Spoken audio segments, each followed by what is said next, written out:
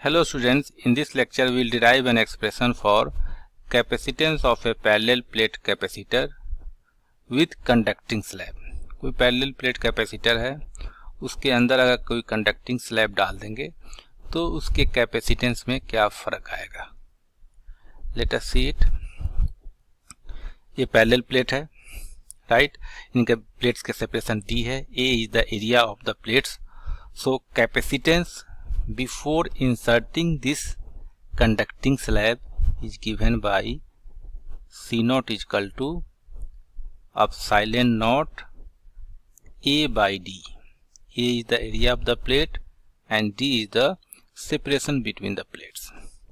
Now conducting slab of thickness T is inserted. We know inside the conducting slab electric field क्या होगा, 0 हो जाएगा। इस surface पे नेगेटिव चार्ज इंड्यूस होगा and on this surface positive charge will induce.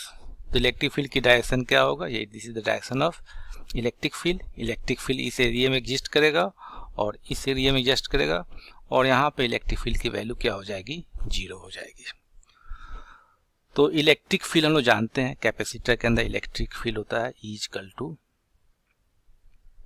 Sigma. Sigma होती है surface charge density, charge upon area, sigma upon epsilon naught. इसको हम लोग लिख सकते हैं सिग्मा को Q upon A epsilon naught. This is the electric field between this region and this region. अब हम लोग जानते हैं V द पोटेंशियल डिफरेंस। तो V को हम लोग लिख सकते हैं V equal to E into D minus T, D minus T। T is the thickness of the slab and D is the separation between the plates। और electric field को हम लोग लिख सकते हैं E equal to Q upon A epsilon naught into D minus T। This is the potential difference. Capacitance हम लोग जानते हैं C इक्वल टू होता है Q upon V। C equal to Q upon V। Q और V के place में हमने लिख दिया Q upon A epsilon 0 D minus T। Q से Q कैंसिल आउट हो गया। C equal to epsilon naught A upon D minus T, right.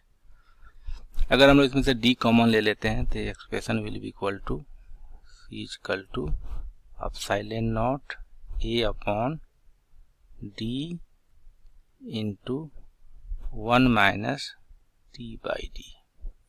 इतना भी लिख के छोड़ सकते हैं, या इसको ऐसे भी आप लिख सकते हो, epsilon naught A by D की जगह C नॉट लिख दो, C not upon 1 minus T by D, right. तो ये हो गया कैपेसिटेंस विथ कंडक्टिंग स्लैब। और इसको मैं ब्रैकेट में लिख दे रहा हूँ, ये एक्सप्रेशन याद रखना।